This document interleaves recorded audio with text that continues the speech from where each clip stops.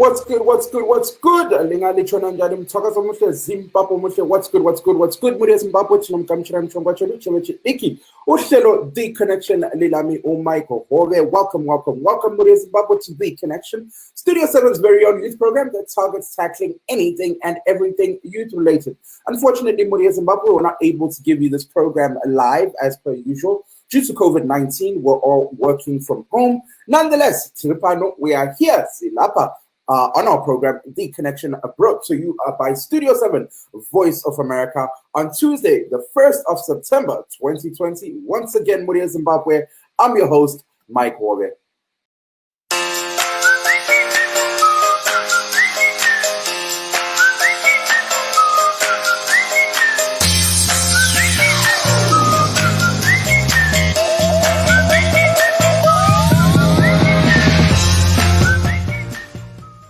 Once again, muri Zimbabwe tinothanda zvikuru wonke umuntu ongenayo kuhlelo siyabonga kakhulu ngokungena kuhlelo lethu labasakhulayo tinothanda zvikuru munhu wese ari kupinda mchongwa chedu chevechidiki. Unfortunately, once again, this program is pre-recorded due to COVID-19. Tikushanda tirikudzimba dzedu. That means we're not able to bring you onto the program live. Zvatinosimboita patinenge tiri mumastudio edu.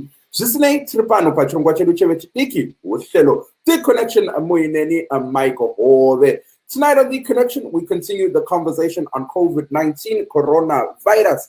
Join us is going to be Justin Moyo, a young Zimbabwean based in Canada, as we tackle the rise in COVID cases in Zimbabwe. But we also look to touch on another discussion. We look to focus on alleged human rights violations in Zimbabwe and programs that are being launched by organizations such as Zim Rights that target towards educating Zimbabweans and equipping them with tools that look to teach them more about how they can protect their rights and those that are within their communities. Now, lastly, we also look to touch on another thing while still on the same discussion of human rights. We look to celebrate the life of young 34-year-old prominent human rights activist Patson Dzamara, who passed away last week due to colon cancer.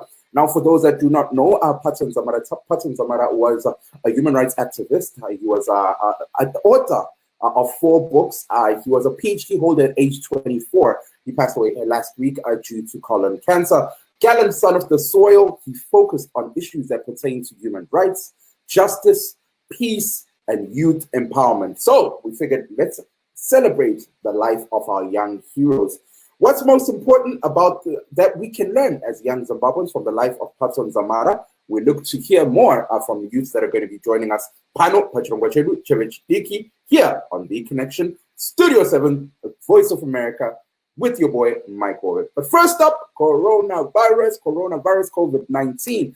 According to Johns Hopkins University, over 25,500,000 people worldwide have contracted COVID-19. Over 851,000 people have died due to COVID-19, and some positivity, over 16,850,000 people have recovered worldwide. Now, according to the most recent tweet issued by the Ministry of Health, and for those that are watching our program, on the screens, as usual, are the statistics. Zimbabwe currently has approximately 6,500 COVID cases, over 200 dead, and over 5,220 recovered. So there's some positivity there. You can see the gap between the recovered cases and the amount of people that are testing positive for COVID-19 is closing up. Now, the latest information released by the Ministry of Health, unfortunately, it does not show the total amount of cumulative tests that have been done to date. Nonetheless, they do highlight how many PCR tests were conducted yesterday. And according to the most recent tweet, they say 836 PCR tests were conducted yesterday. 85 cases tested positive just yesterday alone. 160 people were reported to be recovered, so more recovered than people that tested positive. And 6 people died yesterday due to COVID-19. But now, in Zimbabwe, before we head over to Justin Moyo, our young Zimbabwean based in Canada, who's going to be breaking down his experiences due to COVID-19, what's going on in his life. Justin has also some experience with family members losing life due to COVID-19, so we look to hear more of that. Let's head over to the Ministry of Health as usual. The clip that we're about to play is courtesy of the Ministry of Health and Child Care's YouTube page, whereby Dr. Stephen Karim gives us an update on how Makumbe District Hospital is performing with regards to handling COVID-19 cases. Now, for those that do not know, Makumbe Hospital District is within the district that is most affected by COVID-19. When they talk about hotspots, they're up there, behind Harare and Bulawayo being the two major cities that were impacted. Makumbe District is up there. Let's head over to Dr. Stephen Karim of the Ministry of Health to hear more about how this district is being affected and how they're handling COVID-19 cases. We are one of the hardest hit districts, hotspot in epidemiological English, of COVID-19, outside the two metropolitan districts of Bulawayo and Harare. As you appreciate, we're a very urban district, so the overflow from Harare comes to us.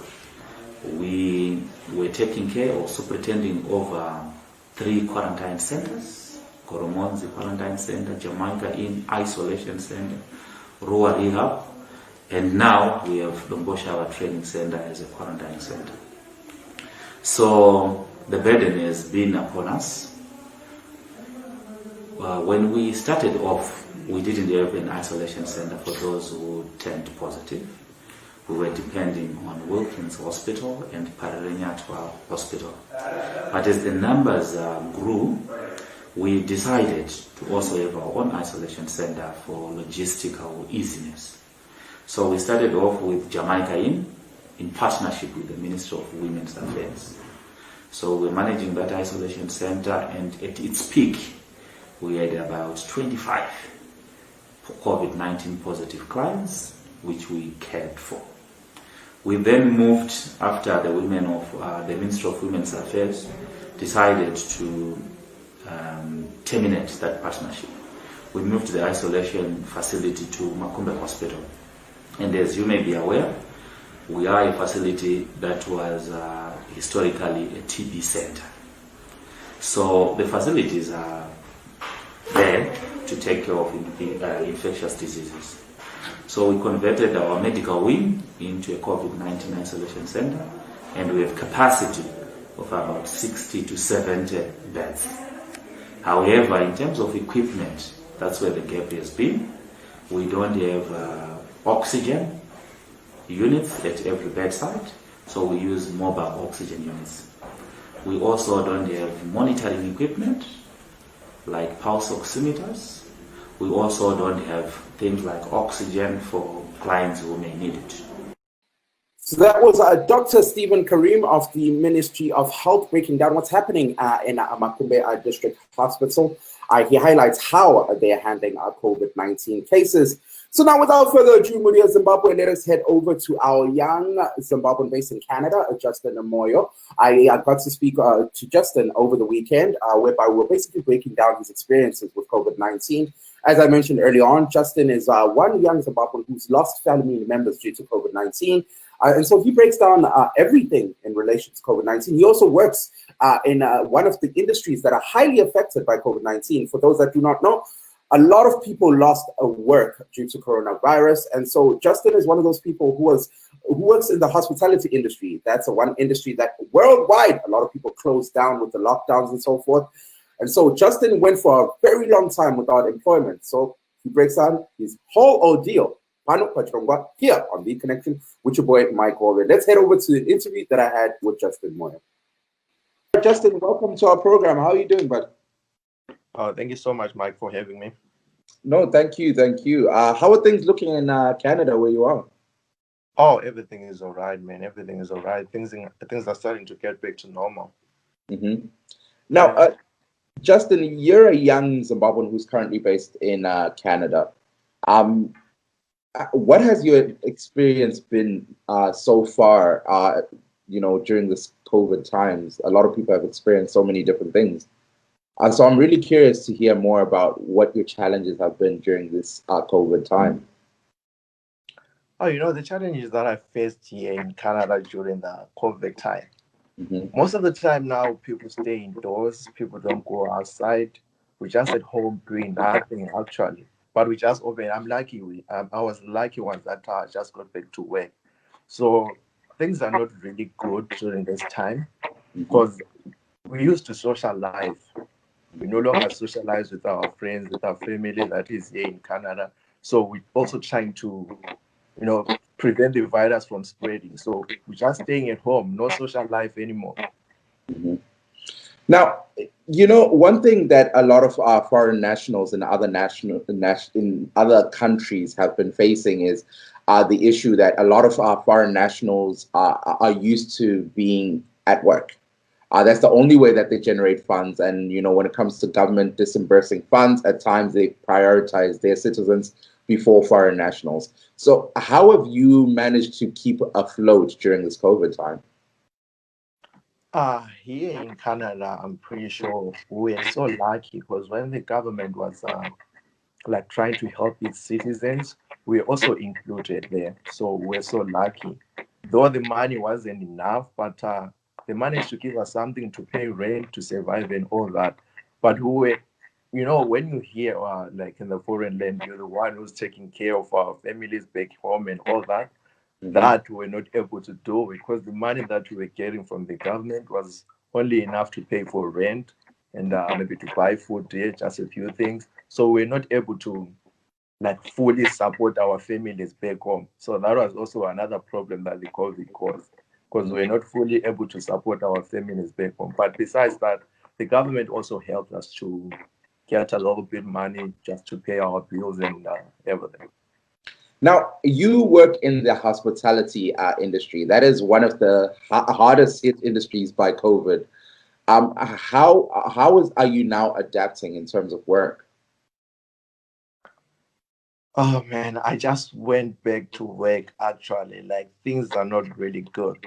Hmm. One, first of all, it's very slow. You know the situation, everyone is afraid to be like, oh man, I can't go outside and all that. Right. Like it's very slow. It's Hmm. very slow. There's no business when it comes to hospitality industry. Like it is dead. And the Hmm. other thing that we're facing, like they say we must work like we must do social distancing. You can't do social distancing in a hotel. Obviously you're gonna be squatted together. So that's another problem that we face. Virus it's easy to spread in an environment like that.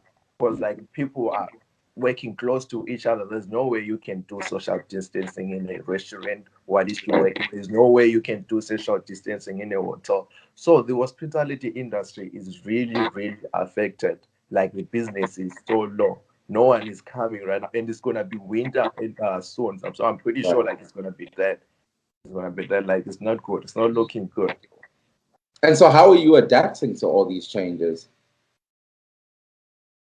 I'm just trying to follow the rules. So that's the other thing that keeps me going. I'm like, oh, I just have to stay safe. I'm just trying to follow the rules. That's all. But it's really hard because I started working a week ago. So I'm still trying to adapt to the new system.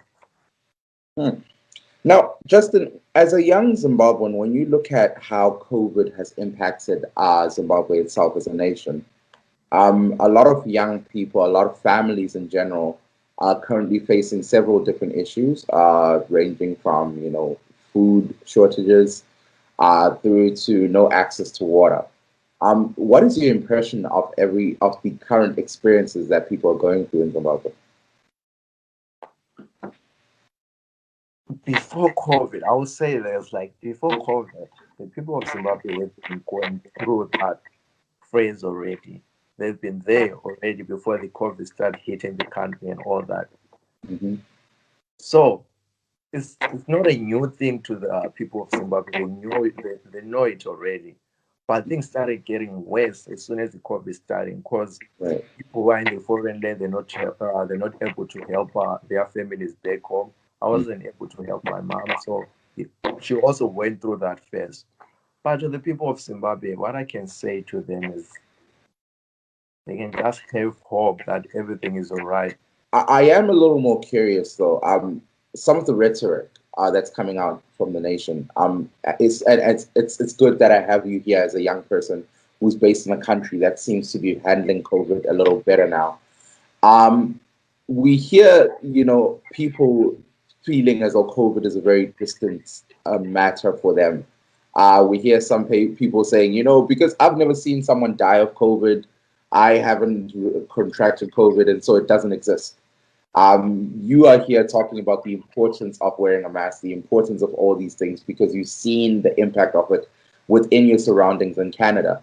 So what would you have to say to these people who feel as though because COVID is not within their vicinity, it's not existent, and so people might just be making a big hullabaloo of something that just isn't affecting them? You know what? Like, I don't blame those people also, because I was also in in that kind of a situation. I was like, oh, I don't know anyone who died because of COVID.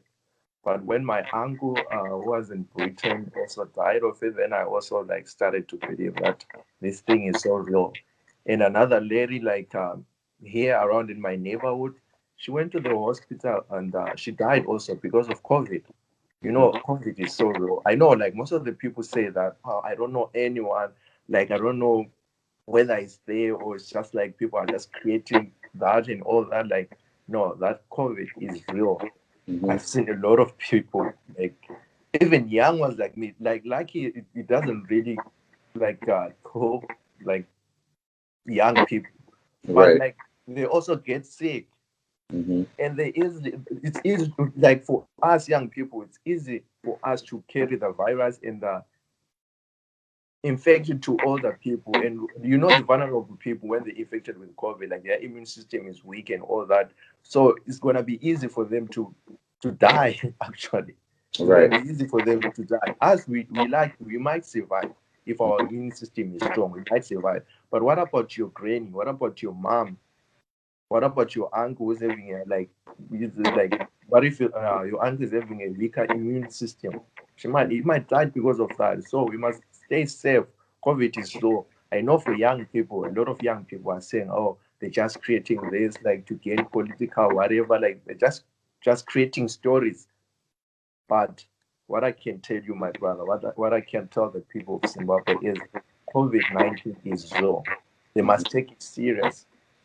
They're not creating this like the world won't just go to a lockdown just to create like maybe gain some political whatever. No, it's a real thing. That's why we went on a lockdown all over the world. It's real. People must take it serious. Justin, sesikhangela-ke okwenzakalayo eZimbabwe, siyabona abantu bakhanya bayakhala ngale ndaba ye-COVID. Abontanga labo bayakhala ngoba bahlezi endlini. Abaningi bayasho ukuthi hayi babhekane ngodubo lokuswelakala kokudla njalo amanzi elizweni. Njengosakhulayo yena oseCanada, lapho umkhuhlane lo ukhanya ngani usungcono, ulawo yini amazwi okunikeza abontanga ababhekane ngalolu dubo? Amazwi enganikeza abontanga abaseZimbabwe ukubana bayazi ukuthi yibo kumele ukuthi belandele ama-rules o-social distancing, naloko ukuthi bageze izandla zabo. Ama-rules wona la bayawazi ukuthi benjani, yibo kumele beyalandele. But mase ngikhangela abontanga abaningi abaseZimbabwe they don't care actually about izinto eziningi. Bona as long bephila sebazinikeza bakhona ukuthi as long ngiphila kuphela akulandaba. So i-advice engabanikeza yona yibo ukubana ukuthi kumele ukuthi befundise abanye abantu. It's easy ukuthi ukuvikela kumkhuhlane lo we-corona. Abantu begqoka ama-mask, abantu begeza izandla, beqhubela imfundiso nale ebantwini abadala, beqhubela imfundiso nale ebantwini abasemakhaya, bezama ukuthi bespread i-message yokuthi i-corona le iyabulala. Ungahamba lana, uyawazi ukuthi ungahamba la endaweni eziningi. Mina ngihlala duzane endaweni okuthiwa i-Clifton Hill, ne? Yikho la i-tourist attraction area lapho kufikela khona abantu. Ungahamba uyathola abontanga begqoka ama-t-shirt amanye abhalwe crash the curve, ne? Labo abantu nawuhamba yibo abahunjani, bengabona ungagqokanga i-mask, baku-approacha bekutshela ukuthi hayi cela ugqoke i-mask because ungagqoka i-mask yakhona ukuzivikela, so uyakhona ukuvikela. Bayakufundisa isikhathi senu sesincane, maybe i-minute, bekutshela ukuthi if ugqoke i-mask uvikela lokhu, yenza lokhu lalokuthi uyavikela abantu abaningi.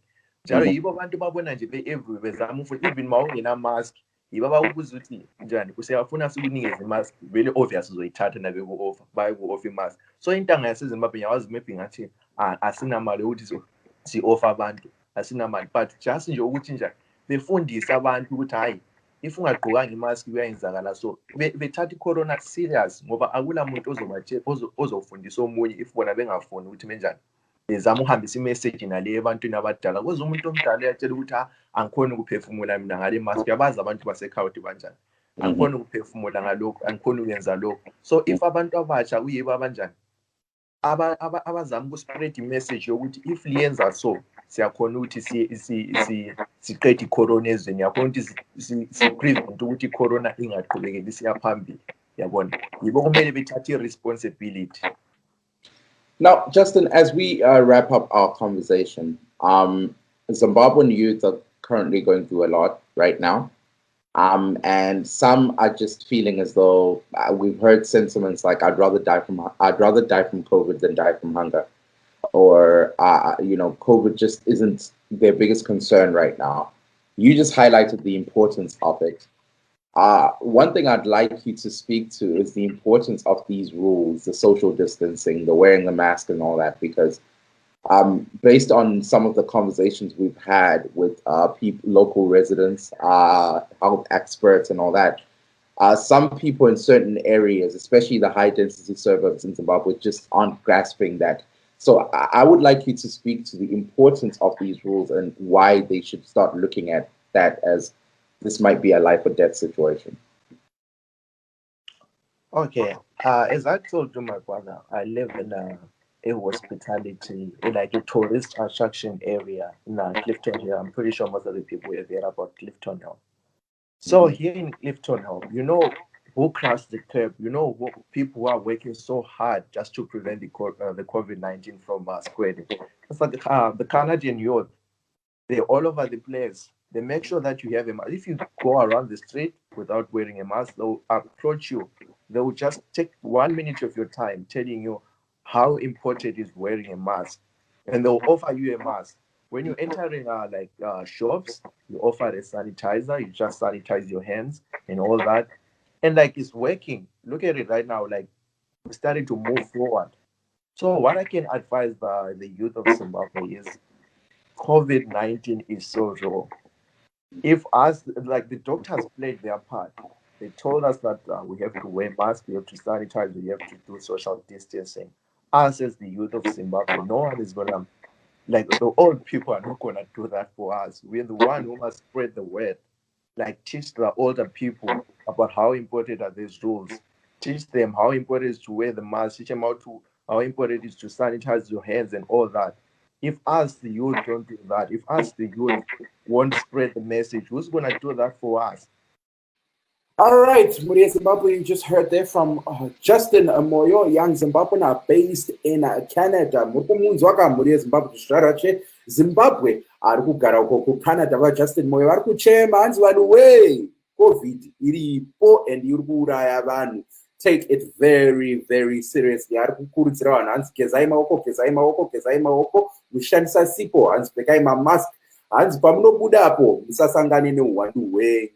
That was a young Justin Moyo. Now, for those that are wondering, what are the numbers in Canada in terms of how many people have tested positive for COVID-19?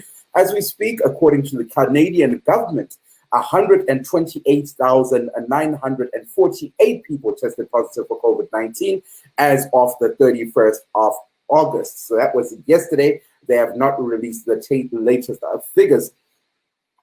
Zimbabwe, to go over the numbers one more time.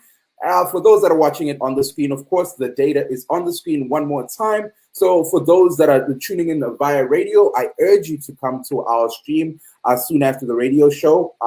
Pama page Facebook on VOA Shona, VOA Ndebele, and VOA Studio 7. As we speak, 6,497 people have tested positive for COVID-19. 85 people tested positive for COVID-19. Just yesterday alone, the total amount of people that have recovered, 5,221. 160 recovered yesterday alone. Active cases to date. So of those 6,497, we have 1,074 people who are actively still, affected by coronavirus. Now, for the amount of deaths, we are currently at 202. And just yesterday alone, we had 6 people die due to COVID-19. Saka ndiyo nyaya yatikubatha phano pachirongwa chedu chevechidiki mthakazo muhle yilo ludaba esilalo namhla kuhlelo lwethu labasakhulayo besixoxa losakhulayo umnumzana uJustin Moyo osakhulayo yena ophila ngale eCanada ophila emazweni kodwa uJustin uyakhuthaza phela intsha elizweni ukuthi hayi bafethu yena he's personally been affected by umkhuhlane we-COVID, so ulalo ulwazi oluthile ngempela ukuthi i-COVID ikhona. Uyasho ngempela uJustin ukuthi bafethu maliphuma lingaminyana, bafethu maliphuma gezani izandla, bafethu maliphuma gqokana ama-mask, bafethu maliphuma social distancing kuyinto eqakathekileyo ngempela. Makathirira chirongwa chedu chevechidiki mthakazo muhle muri eZimbabwe chirongwa The Connection muyineni Mike Hove. Zikhipha lapho egama ngumawiza amekwaito artist aka Mr. Ngikhuluma isikhiwa ngevenecule. Guys, COVID-19 abayibiza ngecorona into ekhona. Phambili nge-social distancing, asigezeni izandla always, stay safe, stay home. Last number. Easy, easy, easy machita, easy, easy, easy. Easy. Easy machita, easy. Ingoma egama wiza on the beat there. Young musician from Kontutu ziyathunqa la uyakhuthaza phela uZulu uthi hayi lingakhohlwa COVID-19 is real. COVID-19 is there. 2019 is the number to dial if you're looking to learn more information about COVID-19. If you suspect that you have COVID-19 in Zimbabwe and you feel like you're showing symptoms of COVID-19, that's the number to call to find out more information. Now, earlier on, I touched on the fact that we're also going to be delving into another issue, which pertains to human rights. But before we head over to the conversation I had with Tichange about a campaign that they're launching, I want to take this moment to celebrate the life of a young son of the soil, Patson Dzamara, 34-year-old human rights activist, author, PhD holder, who passed away last week due to colon cancer. Now, the works of Patson Dzamara touched people across political divides, MDCs, PF, APA, whatever political party you came from. Patson always interacted with people. Patson, a lot of people spoke well. Now, let's just check out a couple of condolence messages to show the impact that Patson had on the lives of young people, the lives of celebrity, the lives of Zimbabweans. The first one we have was Tafadzwa Mgwadi. Earlier on, I touched on the fact that Patson interacted with people across the political divide. When he found out that Patson passed away 5 days ago, Tafadzwa Mgwadi took to Facebook and he wrote, "I learned with shock the passing of one prominent opposition activist, Pastor Mr. Patson Dzamara. It is painful to have lost him to cancer at a time when the world is battling another vicious pandemic. Our prayers are with his family in this difficult time. May his soul rest in peace." So that was Tafadzwa Mgwadi showing, of course, how Patson interacted with people across the political divide. Another one is Alec Macheso, Anzi Wekodzero akashaya mukana. Asi waida kurarama akatorwa nenguva uyo, really gutted by the sad passing of a brother, a very passionate music lover and orchestra fan. On this day, he had pushed that they meet, and now for those, once again, it is advisable that you come to our Facebook page so you see. There's a picture there of Alec Macheso standing next to Patson Dzamara at the Red Cross, and they were meeting to discuss issues pertaining to Red Cross. Alec Macheso akanyora kapa Facebook and said, "Go well, Patson Dzamara, aiwa, and chingondichengetera nzvimbo patosvika kudenga tinosangana kudenga." So those are some of the messages of prominent people that wrote on Facebook in reference to the life of the son of the soil, Patson Dzamara. Let's head over to some of the people who have spoken really well. I got in contact with the director of Zim Rights, Tichange, who talks more about the life of Patson Dzamara. We have worked with Patson, I think, on a number of projects. In my current life at Zim Rights, and also in my previous work at the NGO Forum. I think Patson represents what we call a champion for human rights. He exhibited courage. I say this with a lot of emotion because I speak to young people all the time about leadership, and I have always said there are many qualities of leadership, whether it's communications, team building, you name them. But there is one quality that I think is more important than anything else, and it is courage.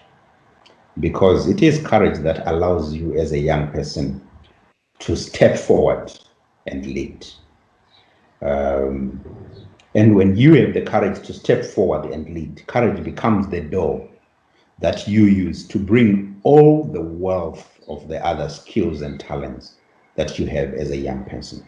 If you don't have the courage to lead, there are many good talents which will die unnoticed. And Patson evinced courage beyond imagination.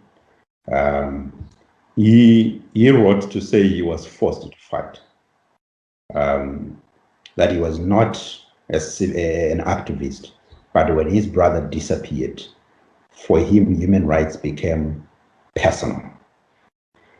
And this is a very important lesson for young people and for everyone. For a very long period of time, human rights in this country have been championed by NGOs. Patson teaches us that human rights are personal. And unless we treat human rights as a personal agenda, there will never be enough of us to form what we call a critical mass. Looking at the things that he wanted from life, the things he wanted for Zimbabwe, do you think that's something that we can accomplish as a nation? Yes. Yes, I believe this is something that we are going to accomplish, as Patson always said, in our lifetime. And that means in this generation. The demands of our country are so urgent, they can't be postponed to tomorrow. And when you look at the actions that Patson undertook, I mean, you just need to look at the pictures of Patson in action. Then you understand the urgency of the matter. At one time, during independence celebrations, he stood up, I mean, before the full honor of the state, he stood up with a poster that was written, independent but not free. For me, I think that's the audacity of leadership. It shows that you better stand for what you believe. And he highlighted the issues that his brother had been highlighting.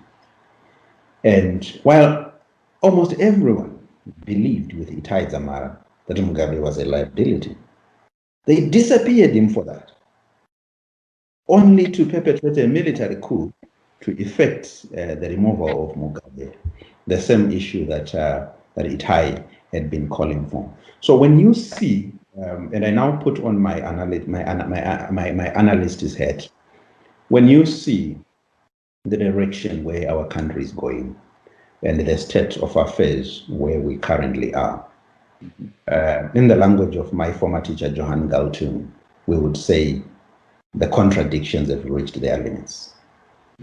It means we're getting to a tipping point where everyone agrees that the status quo cannot survive. It's undesirable.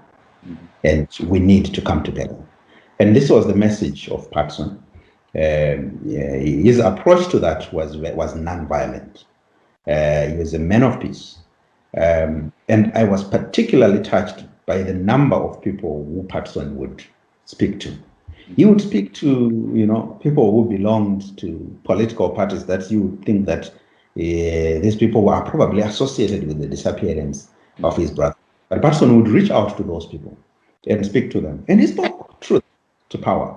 He was very close to the people in the opposition in the MDC. But Patson was the first one who said to Morgan Tsvangirai, "No, you need to step down and let Nelson Chamisa take over." These are his colleagues, and he was speaking openly to them. So that capacity to be able to engage in a merit-based conversation without violence is something that many young people need to learn. Well, Muri Zimbabwe, you just heard there from Tichange. He's the director of Zim Rights, one of the oldest grassroots human rights organizations in Zimbabwe. Now, just for those once again watching on the screen, there is that moment that Tichange was referring to, where Patson Dzamara took to center stage at National Sports Stadium, and he held a placard up written "Independent but not free. Where is my brother Itai Dzamara?" Everybody knows Patson very well for his hard work in terms of fighting for human rights, in terms of finding out what happened to his brother Itai Dzamara. Let us head over to another clip that actually shows people that got to speak to Patson Dzamara at the National Sports Stadium. The footage you're about to watch is a very, very short clip. For the full clip, you can go to Bus Stop TV.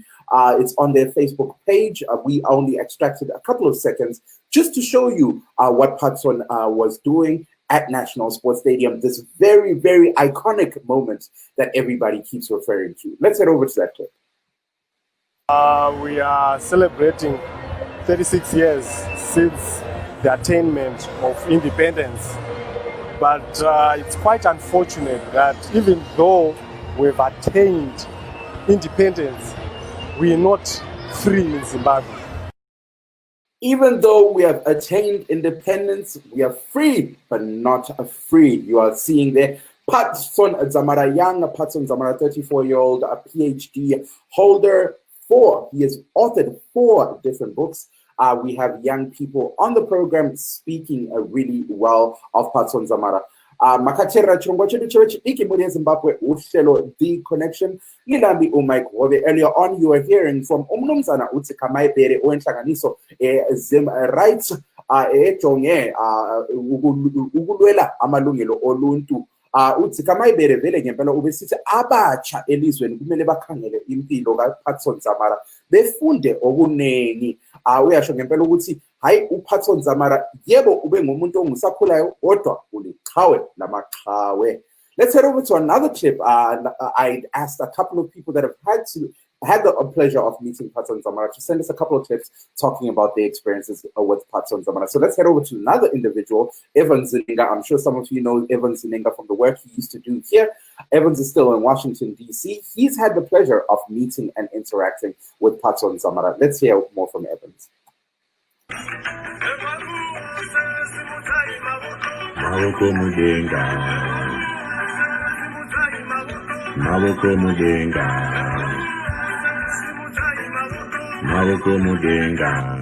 That was Patson Dzamara on the vocals, ladies and gentlemen. You'd never believe this man had so many talents, died so young. We are so saddened. May his soul rest in peace. My name is Evan Simbarashe Zininga.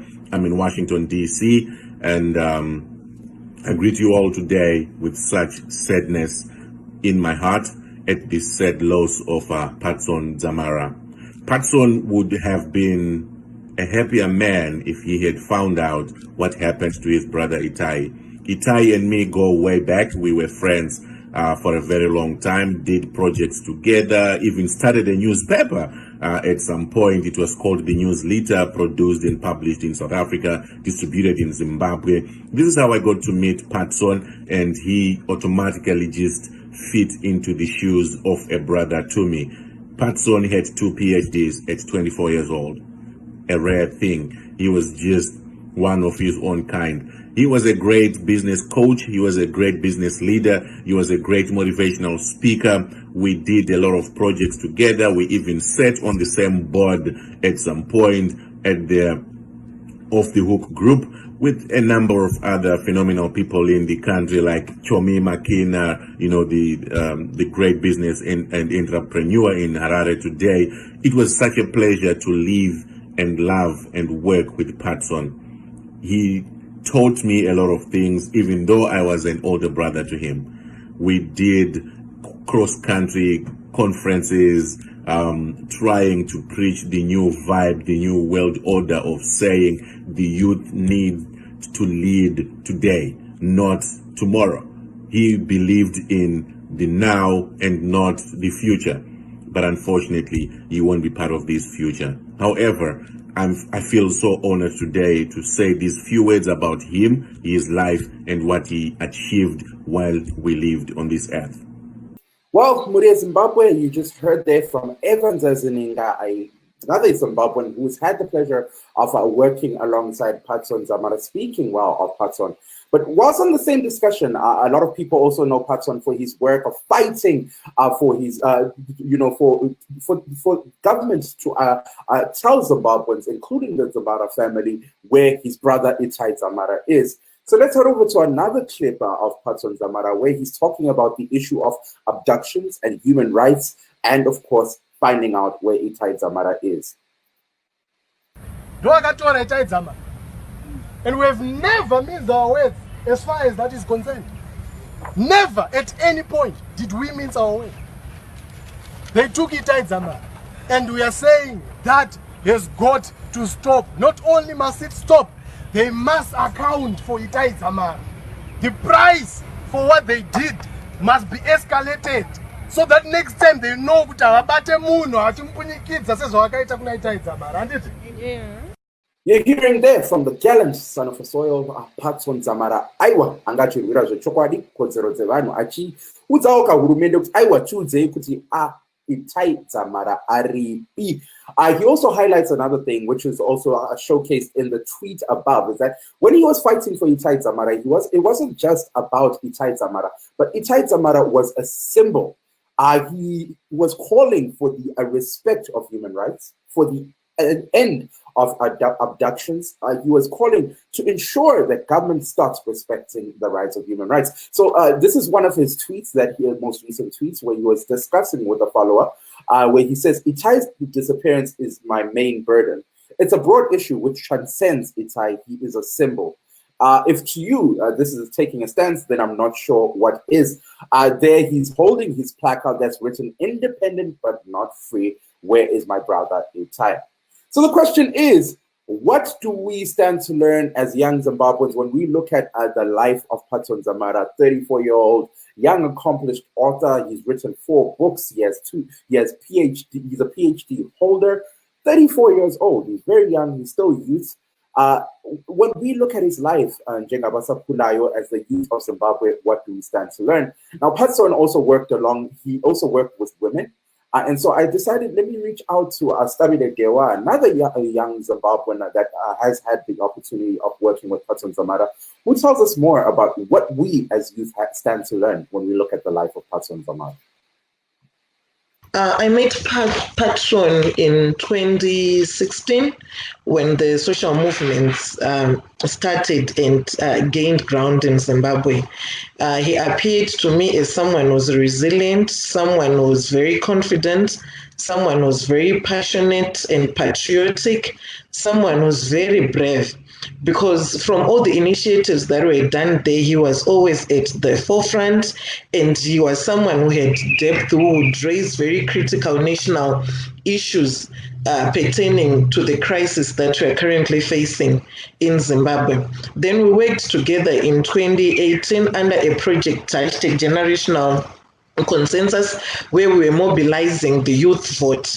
And I'm proud to say that we did a lot of work with his guidance across the country in all the 10 provinces. And as you can see, we also contributed to the high number of youth voter turnout in the 2018 elections. But what really struck me most on Patson was his unrelenting fight for justice, for accountability on the disappearance of his brother Itai Dzamara. If it wasn't for Patson, we would all have forgotten about Itai Dzamara, but he was very aggressive, calling for justice and for the truth as to what really transpired to his brother. And what I always recall and comes to the picture is when he confronted the president at the National Sports Stadium calling for justice. Is something that I have not seen anyone doing since time immemorial. And after that, he was heavily brutalized, but that didn't stop him from continuing to call for accountability and justice as to what really happened to his brother who has disappeared. I think now it's more than 3 years. when we look at his life as young Zimbabweans, what do you think we stand to learn? Patson believed in the tenets of good governance, rule of law, and democracy. What we learned more from his life was we need to be proactive, we need to have agency, we need to have voice, because most of the youth these days, there's lack of agency in the work that we are doing. There's lack of agency in answering the national question of the day. And because of the brutality that comes and the harassment and intimidation that comes after speaking out, most of the people then choose not to speak out. But Patson is someone who redefined activism, that you don't necessarily have to be in a political party for you to be active. Most of his work he did when he was not attached to any political party. I think he recently joined MDC, I think it was last year, but all his activism, he did it as an individual, as a patriotic Zimbabwean who wanted to see change for himself, for his family, for his friends, and the generality of Zimbabweans. And I learned that we need to come out of our comfort zone if we really want to add value. And what was really humbling with the life that Patson lived on this earth was that he wasn't just mourned in Zimbabwe only, but even across the borders. So I saw the value of networking. You could even see musicians celebrating his life. You could even see people in the business sector celebrating his life. So he is someone who didn't believe in boundaries. He's someone who believed that we are one people and we believe in one agenda, so we should work together. So this is something that I feel as youth, we really need to take forward and finish the race that Patson started of demanding accountability, good governance, democracy, and the respect of rule of law. And that even if you are victimized, you shouldn't backtrack. You need to continue focusing on your agenda. Tinonzwa vanhu vakafanana nemukuru webato reMDC Alliance vaNelson Chamisa vachiti hanzi vaDzamara vaida anga ari munhu aikurudzira runyararo. Takambokurukurawo nevamwe vakawana mukana wekushanda naye vakati vaDzamara aive munhu aikurudzira iyo yatinoti nechirungu political tolerance. Sevechidiki veZimbabwe tichitarisa nhoroondo yakafambwa navaDzamara, zvii zvatingadzidza, zvii zvakakosha zviripo? Chinhu chatakadzidza zvikuru kuna vaDzamara ndechekuti haufanhi kushamwaridzana nevanhu vaune mafungiro nawo, because kana muchida kupromota change unofanira kutoengeja even vanhu vamusingawirirana navo even palevel yeideology. Mukatarisa Patson haana kungochemwa nemaZimbabweans chete, akachemwa even outside of maborders eZimbabwe. And Patson anga asingangowirirane nevanhu vekupati kwake chete, maitoona aitowirirana nevanhu even vekuZANU-PF achitoshamwaridzana navo. So even kana muchida kupusha, because machallenges atiri kufesa, matambudziko atiri kufesa as maZimbabweans haasi kungoataka munhu nekuti uri weMDC chete kana kuti uri weZANU-PF, kana kuti ari kuti affecta tese whether unobva kupolitical party ipi. Saka chandikadzidza from him kuti ngatibatanei tese whether uri weparty ipi, tiite muono pamwe chete kuti topedza sei corruption muZimbabwe, topedza sei state security brutality, kuti vanhu vanorohwa vachisungwa, vakadzi vachirepwa nekuti vari kungodhimanda kugara zvakanaka, vari kungodawo kudya zvakanaka, vari kungodawo kuti corruption ipere neudzvanyiriri. So chandikadzidza kuna Patson ndechekuti ngatibatanei tese across the political divide, tishande pamwe chete tichiwirirana semaZimbabweans, semayoung Zimbabweans, nekuti hupenyu hwemuZimbabwe ndehwedu isusu vechidiki, even ramangwana nderedu isusu. Now, you just highlighted the type of Zimbabwe that Patson Dzamara wanted, one with youth empowerment, one with a good economy, one with the respect for human rights. What would it take for Zimbabwe to get to that stage and point? I think we need to overcome the fear. We need to overcome the intimidation, and we need to work as a collective, because Patson was part of various initiatives that were starting. Even if he was not part of it, but you find him at the forefront of whatever initiative that has to do with calling for justice, accountability, and to corruption, and to issues of dictatorship. So what I would urge Zimbabweans, we need to work together, and issues of solidarity are key. We need to bring all our ideas together and forego our personal interests, because wherever there are initiatives, especially that are spearheaded by youth, there are issues of abuse of resources. If you get resources, there are also fighting for power. But let's overlook all that and work as one, because as long as we do not come together and fight from one angle, we will not be able to succeed. All right, thank you there to Stabile Tewa for joining us. Pano Pachongwa chechidiki here on The Connection with your boy Mike Hove.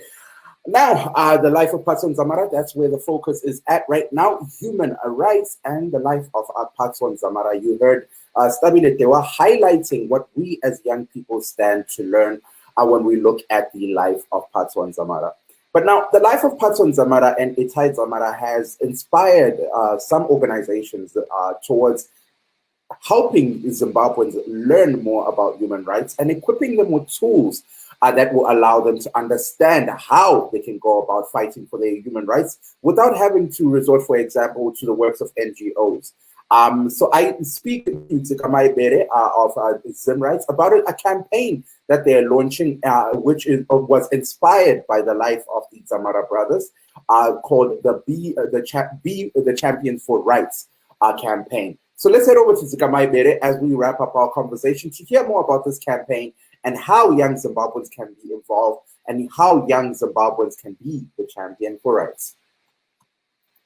So this is a campaign that we are working on at Zim Rights. And it is focused mainly, at rebuilding Zimbabwe's infrastructure for community organizing and what we call solution-oriented activism. And so that's the campaign. So now, when we hear the whole discussion around activism in Zimbabwe and human rights, we hear a lot of human rights activists, a lot of human rights organizations, yours included, highlighting that there's human rights violations in Zimbabwe. How is this campaign targeted towards helping or fixing that situation? Yeah, so partly, just to give you a background to this campaign. This campaign comes in the backdrop of what I think is a very vibrant civil society movement in Zimbabwe. And I think over the past 2 or so decades, many human rights organizations have emerged. Zim Rights, as you probably know, is Zimbabwe's first post-independence indigenous human rights organization. Bringing together over 250,000 individuals, people who want to contribute to advancing human rights. Right. So since 1992, when Zim Rights emerged as the first indigenous human rights movement, many other organizations have then come up. As a result, we have had what we think is a brilliant crop of human rights organizations. I mean, if you need a lawyer, you can ensure that NGOs will be there to support you. If you need counseling, they'll be there to support you. In terms of international advocacy, we are there. We produce very excellent reports. But what we think as Zim Rights has been missing is what we call community organizing, which the grassroots approach to human rights advocacy. So we have then designed this campaign to respond to that gap. And it has got 3 objectives, so to say. The first one is to increase human rights consciousness within communities beyond mere awareness, but to solution seeking. So many people know about human rights violations, but not many are inspired to take action. So there is one thing to know about human rights issues, but it's another to take action. Many people that action should come from NGOs. So if you spend time on Twitter, you will hear, what are you NGOs doing?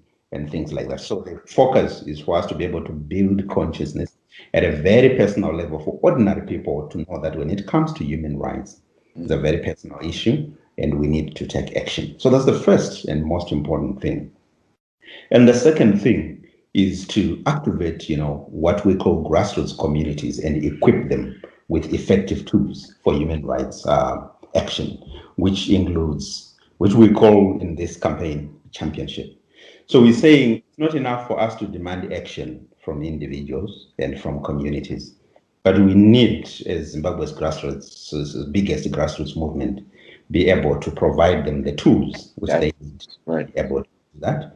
For example, if people want to be able to challenge a particular administrative action without them needing a lawyer, without them needing someone to drive from Blawayo, from the nearest city to come and help them, what tools are there to help them doing that?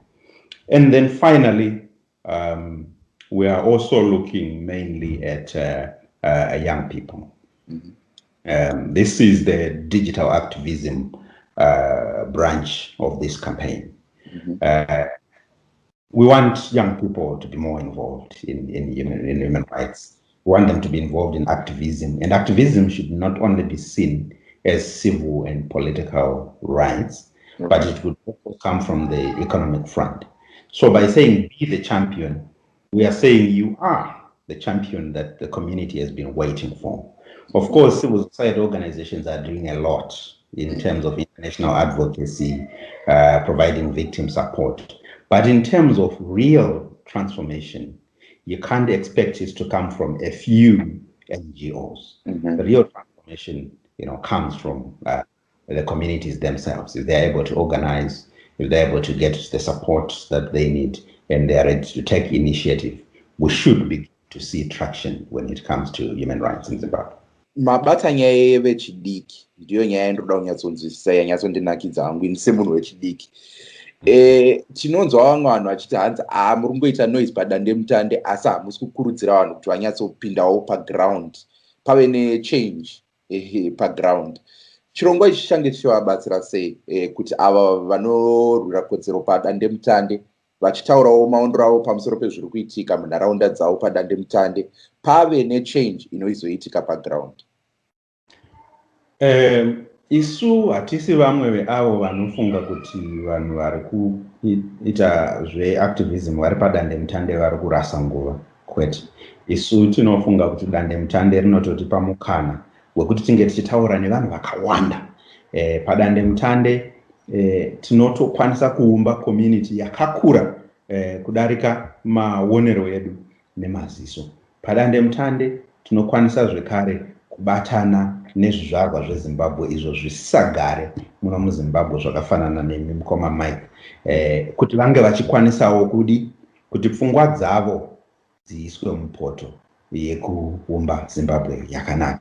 Saka tine nzira dzakawanda. Muchaona kuti paZim Rights Live chimwe chemaresources atiri kuisa paZim Rights ndo mukana uya wekuti kana munhu achida kutaura nemumiririri wake, MP wake kana kansela wake, vanongokwanisa kungoenda padandemutande ipapo, vanotowana zita reMP wavo, address, kana iri phone number, kana iri email, votoshandisa maturuzi atakaisa ipapo kuti vange vachitaura naMP wavo. Hakusi kutamba, harisi dambe iri. Munorangarira kuti kunyangwe nyaya dzewar idzi, makomisheni mazhinji vakatobuditsawo namba dzavo dzedandemutande nedzimwe nhare kuti kana muchinge masangana newar, shandisai maturuzi aya kuti munge muchitiudza. Ndo mamwe emabasa eactivism anokwanisika kuitika nedandemutande. All right, Muria Zimbabwe, you just heard there from Dzikamaibere of Zim Rights. Aiwa, vanga chinyatutsanangura kazvizere pamusoro pezvechirongwa chavo. Ngempela babe Dzikamaibere wenhlanganiso Zim Rights ubexhasisa okunengi mayelana ngohlelo lwabo lwe Be the Champion for Rights campaign. abafisa ukuthola ulwazi oluthile vanhu bakuwana ruzivo ruzhinji. For those looking to learn more information, check out Zim Rights on their Facebook page. The flyer, once again, is on the script. It's on the screen. Hashtag Be the Champion for Rights campaign. So for those that are also looking to text them on WhatsApp, you can text them on +263 714 724 133. We have come to an end of our program. Here on The Connection. Thank you to everybody who tuned in to The Connection. Tonight on The Connection, we're focusing on COVID updates. And we also touched on the life of a 34-year-old Patson Dzamara, who passed away last week due to colon cancer. May his soul rest in peace. Dzamara, for sharing this young individual with us. Zimbabwe. Same time, same place, Lapa, emsakazweni westudio 7. Aiwa, tashukwa muchirongwa chedu cha Nhasi muri Zimbabwe. Tosangana same time, same place, pano pachirongwa chedu chevechidiki, chirongwa The Connection, panefenyuro yestudio 7. Time has come to an end, muri Zimbabwe. Let's meet same time, same place. I go by the name of Mike Hove, muri Zimbabwe. Mtwagazo muhle. So next week. Bye-bye!